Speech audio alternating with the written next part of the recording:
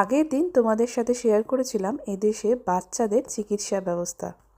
আজকে তোমাদের সাথে শেয়ার করব এদেশে ডেন্টিস্ট দেখানোর ক্ষেত্রে যে নিয়মগুলি আছে।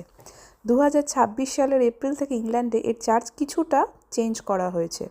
এখানে 3টে ক্যাটাগরি আছে, ব্যান্ড 1, ব্যান্ড 2 আর ব্যান্ড 3। মানে ডেন্টিস্ট বুক করার আগে বা ডেন্টিস্টকে দেখানোর আগে তোমাকে চয়েস করতে হবে যে তুমি কোন ক্যাটাগরিতে দেখাবে।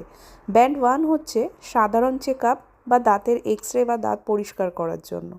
তার চার্জ হচ্ছে এখানে 28 পাউন্ডের মতো, 27 পাউন্ড 90।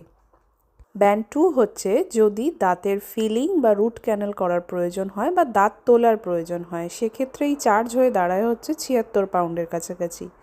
আর ব্যান্ড 3 হচ্ছে যদি অনেকে দাঁতে নতুন করে ক্রাউন পড়ে, সেই ক্রাউনটা পরাতে হলে বা নতুন করে দাঁত বাঁধানোর প্রয়োজন হলে তার চার্জ হয়ে দাঁড়ায় 332 পাউন্ড।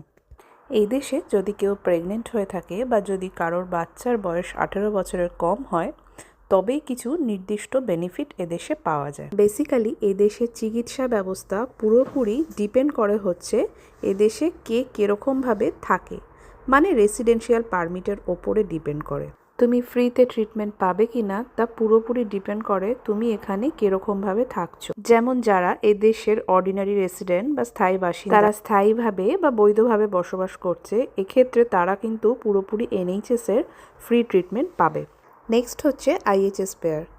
যদি কেউ স্টুডেন্ট ভিসা বা ওয়ার্ক ভিসায় 6 মাসের বেশি এদেশে থেকে যায়, তখন ভিসা ইনিশিয়েট করার সময় কিন্তু ইমিগ্রেশন হেলথ চার্জ পে করতে হয়। এর ফলে বাকি অর্ডিনারি রেসিডেন্টস বা স্থায়ী বাসিন্দাদের মতো তুমিও কিন্তু এদেশের ফ্রি ট্রিটমেন্ট পেতে পারো।